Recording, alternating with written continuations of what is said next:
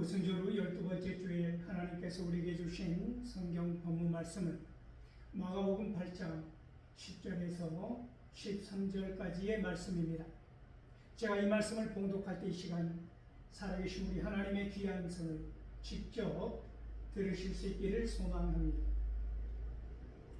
곧 제자들과 함께 배오르사 달마누다 지방으로 가십니다. 바리새인들이 나와서 예수를 힐난하며 그를 시험하여 하늘로부터 오는 표적을 구하거늘 예수께서 마음속으로 깊이 탄식하시며 이르시되 어찌하여 이 세대가 표적을 구하느냐. 내가 진실로 너희에게 이르노니 이 세대에 표적을 주지 아니하리라 하시고 그들을 떠나 다시 배에 올라 건너편으로 가시니라. 아멘. 이 본문 말씀을 가지고 아직도 표적을 구하는 사람들이라는 제목으로 피차 은혜를 나누고자 합니다. 사랑하는 성도 여러분, 예수님께서는 오늘 본문을 통하여서 이 세대들이라고 말씀하시면서 어찌하여 이 세대들이 표적을 구하느냐라는 반문을 하십니다. 그 말씀 속에는 책망과 동시에 의아함이 깃들여 있는 말씀이기도 합니다. 이 세대는 어떤 세대라는 말씀입니까? 표적을 구하는 세대. 그러나 표적을 구할 수 없는 세대라고 하는 것이지요. 표적을 구할 필요가 없는 세대가 표적을 구하고 있다는 말씀이기도 합니다. 복음의 시대에 예수님께서 이미 표적으로 계시는 이 마당에 또다시 표적을 구하는 사람들에 관한 예수님께서 준엄하게 하신 말씀이기도 합니다.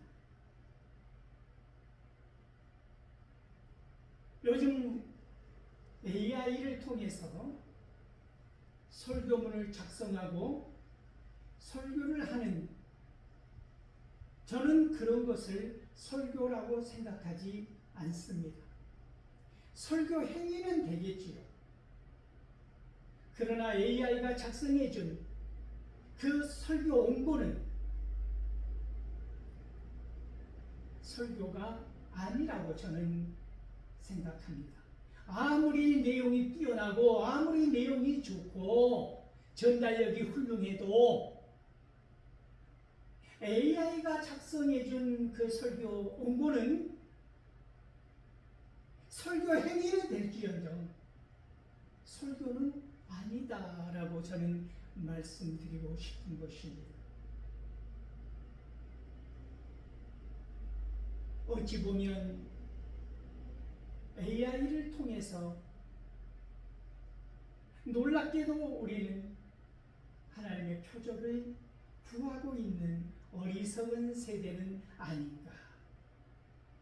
그러면서 AI를 만들고 그 뛰어난 천재기사 이세돌에게 도전시킨 알파고가 멋지게 한 방 얻어맞지 않았습니까? 마찬가지로 설교라고 하는 이 사명, 잘하든 못하든 우리 하나님께서 무릎 꿇고 기도하는 사명자들에게, 사역자들에게, 목회자들에게 본문을 택하게 하시는 성령님의 은혜로운 능력에 힘입고 나아가서 그 말씀과 함께 자고 먹고 눕고 나가고 걷고 뛰고 달리면서 그 말씀이 내 안에서 육화되어서 인카베이션 육화되어서 하나님께서 우리 성도들을 향하여 하시고자 하시는 말씀을 어떻게 하는 것입니까? 전달뿐이다. 전달할 뿐이다. 배달부이다. 택배 기사다. 그 이상도 그 이하도 아니다 라고 하는 것이 저의 생각입니다. 생각이 다를 수는 있습니다. 그러나 설교 행위와 설교는 분명히 다른 것입니다. 표적을 구하는 세대입니다. 오늘 주님은 도대체 너희에게 줄 표적이 없다고 냉정하게 말씀하십니다.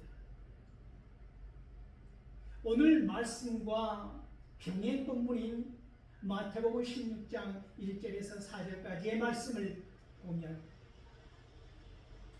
바리새인과 사두개인들이 예수님께 나와 표적을 구하는 것이지요.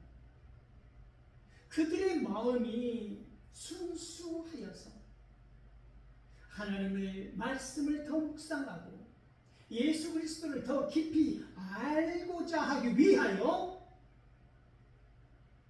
질문을 하는 것이라면 얼마나 아름다운 관계가 이루어졌겠습니까?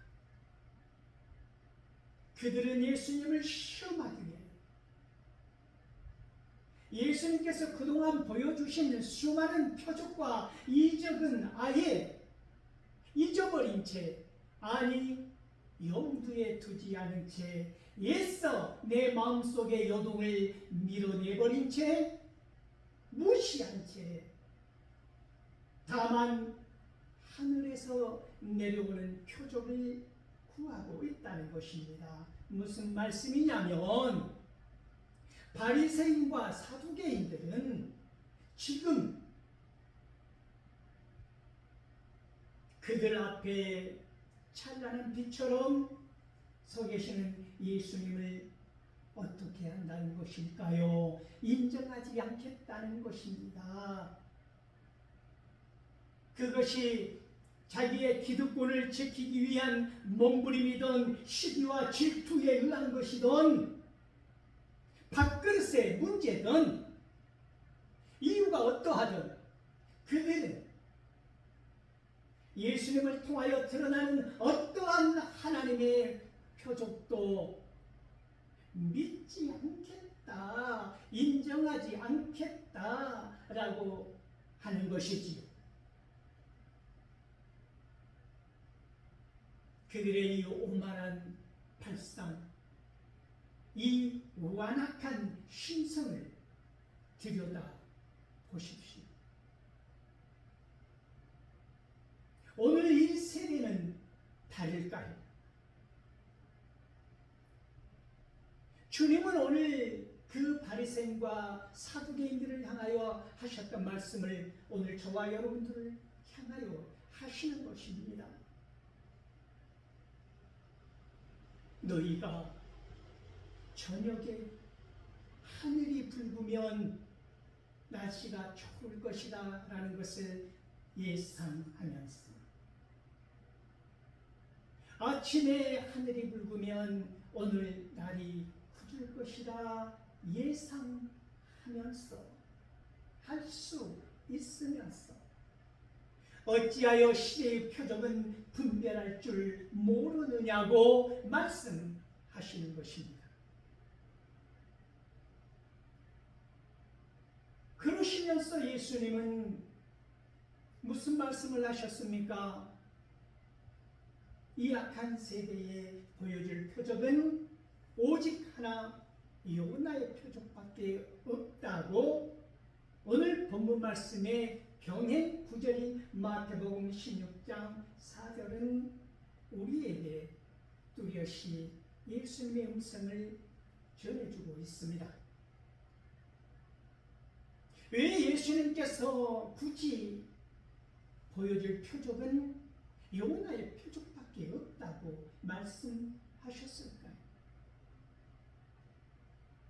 그것은 예수님 자체가 표적이라는 것입니다. 이보다 더 강력한 표적은 없다고 하는 것이지. 예수님 그 이상 그 이하의 표적이 어디에 있겠습니까? 그런데 오늘 우리는 이 바리새인과 사두개인들처럼 예수님이 계심에도 불구하고 얼마나 많은 표적들을 요구하고 강요하고 있는지 모릅니다. 내 밭을 갈아야 하는데 하나님을 또한 예수님을 쟁기지 않은 쟁기로 여기는 것은 아닌지, 쟁기의 날 보석으로 여기는 것은 아닌지, 쟁기를 앞에서 끌어줄 소처럼 여기는 것은 아닌지 오늘 돌아보고 싶은 것입니다. 하나님이신 예수님께서 이 땅에 내려오셨습니다. 죄인들을 오직 구원하시기 위하여.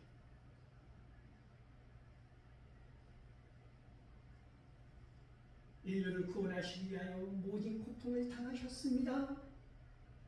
십자가에 달려 죽기까지 하셨습니다. 그리고 3일 만에 사망 본세를 깨뜨리시고 부활 승리하셔서 우리를 구원하여 주시고 하늘에 오르시 하늘 우편에서 오늘도 저와 여러분의 기도를 들어주시고 응답하여 주신다고 하는 사실을 기억할 수 있기를 바랍니다. 이것이 표적이라고 하는 것입니다. 예수님 자체가 표적이라고 하는 것이지. 사랑하는 사람들이 내가 사랑하는 그 사랑에 대해서 증명할 필요가 있을까요? 나를 얼마나 사랑하는지 증명해봐. 이런 질문을 한다면 이 커플은 분명히 사랑이 없는 커플일 것입니다. 사랑은 증명이 필요 없는 것입니다. 왜 그렇습니까? 모든 순간이 징표이기 때문입니다. 사랑하지 아니하고는 견딜 수 없는 눈빛하며 모든 몸짓하며 언어 한 마디 말 또한 사랑하지 아니하고는 견딜 수 없는 사랑의 실체, 그 안에 녹아들어져 있다면 사랑에 대하여 증명할 필요가 없다고 하는 것입니다. 다만 그 속에서, 사랑 그 속에서 하나 되는 그 놀라운 역사만 있다고 하는 것이지. 사랑에 대해서 무엇을 증명하기를 원한다면 그 사랑을 믿지 않기 때문입니다. 그 사랑이 쉬운 까닭입니다. 그 사랑이 없기 때문입니다. 그러니까 그 사랑을 증명하기를 원하는 것입니다. 끊임없이. 예수님의 능력을, 예수님의 표적을, 하늘로부터 내려오는 표적을 구한다고 하는 것은 무엇입니까? 예수님을 믿지 아니하는 것입니다. 그 안에 하나님의 역사가 없는 것입니다. 오늘 놀랍게도 이 마가복음의 오늘 본문 말씀은 앞뒤로 중요한 본문을 담고 있습니다.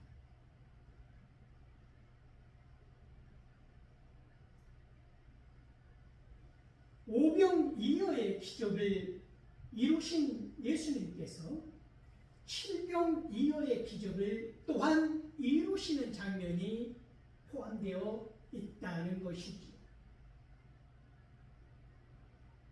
그 먼 길을 돌아갈 3일을 굶은 사람들을 걱정하여서 예수님께서 묻지 않으셨습니까? 너희에게 무엇이 있느냐? 예수님은 떡 7덩어리가 있다는 것을 아시고 축사하여서 그 많은 4,000명을 먹이지 않았습니까?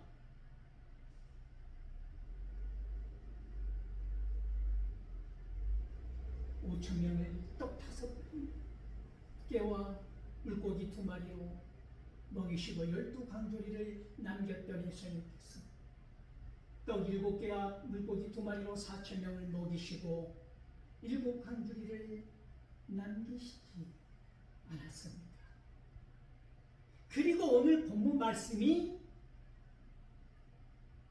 낫달처럼 끼워져 들어가 있다는 것입니다. 아무런 연관이 없는 것처럼 보이지만 놀라운 하나님의 뜻이 숨겨져 있는 말씀이라고 하는 것이지. 달마누다에 배를 타고 가신 것입니다. 그런데 바리새인들이 예수님을 시험하여 신난하면서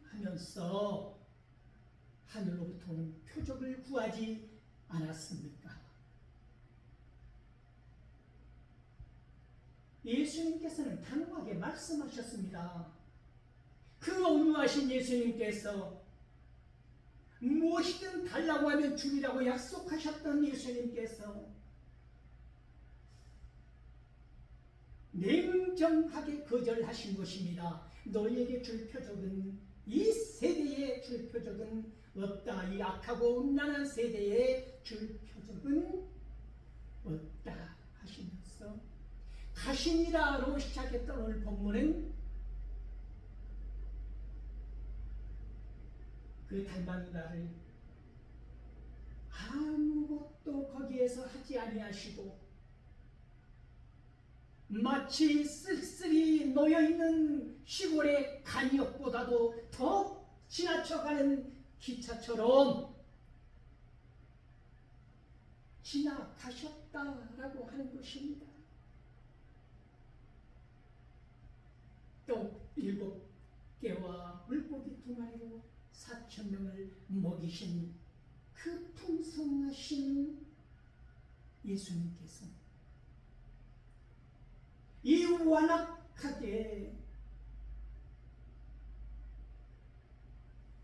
사악하게 신란하며 예수님 자체를 부정하고 하나님을 거부하는 이 바리새인들에게 예수님께서는 그 어떤 마음의 한 조각도 주시지 않더라는 것입니다. 오늘 우리가 충격받은 것은 무엇입니까? 그 사랑 많으신 하나님께서 사악하게 하나님을 거부하고 사악하게 하나님의 말씀을 왜곡하고 교만하고 완악한 자들에게 스며들어갈 하나님의 사랑은 넘쳐나지 않는다고 하는 사실입니다. 무서워해야 할 사실입니다. 두려워하십시오. 오늘도 말씀의 놀라운 뜻을 왜곡하고 하나님의 말씀을 비틀어서 수많은 사람들을 유혹에 빠뜨리고 어려움 가운데 처하게 하는 온갖 이단들에게 주는 견고한 말씀이기도 한 것입니다. 그들이 바리새인들의 누룩이고 헤롯의 누룩이라고 하는 것이지. 예수님은 바리새인과 사두개인 그리고 오늘 헤롯 통하여 그 누룩을 조심하라고 말씀하지 않으셨습니까? 달마누다를 급히 나가신 예수님께서 배를 타고 이동하는 그 와중에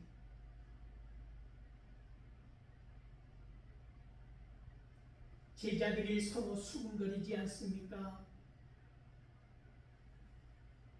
바리새인과 사두개인, 헤롯의 누룩을 조심하라는 예수님의 말씀을 이 제자들 또한 온전히 이해하지 못하고 그들의 입에서 결론이 나온 것은 무엇입니까? 아하!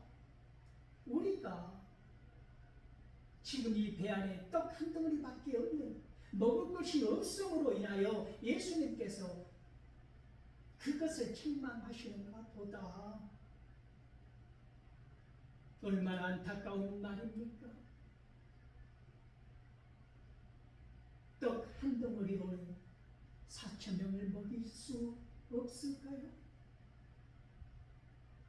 떡 7덩어리, 떡 5덩어리로 5,000명, 4,000명을 먹이셨던 예수님께서 그 가지고 있는 떡 한 덩어리에 집중하는, 이 세상의 땅의 것에 집중하는 우리들의 모습이 적나라하게 드러나더라는 것이지요. 그들의 수군거림은 그 순간 하나님이신 예수님의 권능이 보이지 않는 것입니다. 금방 그들은 함께 칠병이의 표적을 보고 그 기적을 보고 이동하는 그 가운데서도 그 놀라운 하나님의 역사를 잊어버리더라는 것입니다. 오늘 저와 여러분들의 삶 가운데 얼마나 많은 오병이어와 얼마나 많은 칠병이의 역사가, 그 불꽃 같은 역사가 우리의 삶의 자리에서 이루어졌는지 헤아릴 수 없다는 말씀입니다. 다만 우리가 그 사랑을 망각하고 있기 때문에, 잊어버렸기 때문에, 아니 하나님을 믿지 못하기 때문에 이 세상의 것에 집착하여 살아가기 때문에 하늘의 신령한 은혜를 오늘도 우리는 바라보지도 알 수도 깨닫지도 못한다는 것입니다. 그래서 예수님께서 책망하시지 않았습니까? 너희가 그렇게 어리석냐? 무지하냐? 눈이 있어도 보지 못하냐? 귀가 있어도 듣지 못하냐? 묻는 것입니다. 내가 떡 5덩어리와 물고기 2마리로 5,000명을 먹일 때 몇 광주리를 거두었느냐? 남은 광주리가 몇 광주리였느냐? 제자들이 대답합니다. 12광주리입니다. 내가 떡 7덩어리와 물고기 2마리로 4,000명을 먹일 때 남은 떡 광주리가 몇 개였느냐? 7개였습니다. 이것이 12개와 7개를 가로 열고 집어넣고 맞게 적는 숫자가 중요한 것이 아니다라고 오늘 예수님은 말씀하신 것입니다. 너희가 그 숫자를 기억하고 있는데 하나님의 능력은 기억하지 못하느냐? 내가 베풀었던 사랑은 어디 갔느냐? 너희 눈앞에 먹을 것이 있었던 그 12광주리는 왜 그토록 잘 기억하느냐? 7광주리는 왜 잊어먹지 않았느냐? 요한복음 6장 35절로 가봅시다. 예수님께서 말씀하십니다. 나는 생명의 떡이다. 너희들이 7광주리에 남은 떡에 집착할 것이 아니라 12광주리 남은 떡을 누가 먹을 것인가 집착할 것이 아니라 내가 지금 가지고 있는 떡이 한 덩어리밖에 없다고 하는 것이 문제가 되는 것이 아니라 나와 함께 하는 것, 그것이 중요한 것이다. 내가 생명의 떡이다. 너희들이 먹고 배불리는 그 떡을 생각하지 말라. 나는 생명의 떡이니 내게로 오는 자는 줄이지 아니하고 목마르지도 아니할 것이다. 이 말씀을 저와 여러분들 또한, 제자들 또한 온전히 이해하지 못하고 있었다라고 하는 것입니다.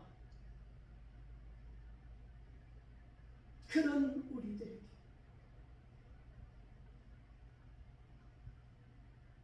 예수님께서는 무엇을 하십니까? 우리의 이 어두운, 그렇게 완악하고 사악하고 분별력도 없고 무엇을 어떻게 결정해야 되고 하나님의 음성이 어떻게 우리 안에 주어지고 우리가 이 일을 함으로 인해서 얼마나 많은 예수님의 마음속에 그 피통함이 클 것인가에 대한 생각은 하지 아니하고 우리의 결정이 어떤 한 사람의 눈치를 보면서 사람들 마음에 기뻐하게 하고 사람들을 위해서 행위를 하고 사람들을 위해서 결정을 한다면 그 사람이 바리새인이고 사두개인이고 헤롯의 누룩이 아니냐는 것입니다. 바리새인과 사두개인의 누룩이 무엇입니까? 헤롯의 누룩이 무엇입니까? 성경은 그들의 교훈이라고 하는 그 교훈일 수가 없는 것 아닙니까? 그들이 하는 짓, 그것을 본받지 말라 조심하라. 그들이 하는 짓, 짓거리라고 하는 것이지요. 그것을 눈여겨보지 말라 라고 말씀을 하고 계시는 것입니다. 왜 그렇습니까? 그들이 하는 모든 말, 모든 행위는 사악하고 완악하고 배울 것이 하나도 없고 쉴만한 물과 푸른 초장 우리를 인도해가는 것이 아니라 빠지면 나올 수 없는 절망의 늪 가운데로 끌고 들어가기 때문이라고 예수님께서는 말씀하고 계신다는 것입니다. 그런 우리들에게 예수님께서는 맹인의 눈을 뜨게 해주시지 않았습니까? 몇 번씩 눈을 그 맹인의 눈에게 안수하고 두 번씩이나 눈을 뜨게 하는 수고를 하지 않았습니까? 예수님께서 직접 그 맹인의 눈을 뜨기 위해서 예수님께서 두 번씩이나 안수하고 수고하셨다면 오늘 저와 여러분의 눈을 뜨기 위해서 예수님은 몇 번씩 안수하여야 하실까요? 우리를 통하여서 예수님은 얼마나 많은 피통함을 느끼실까요?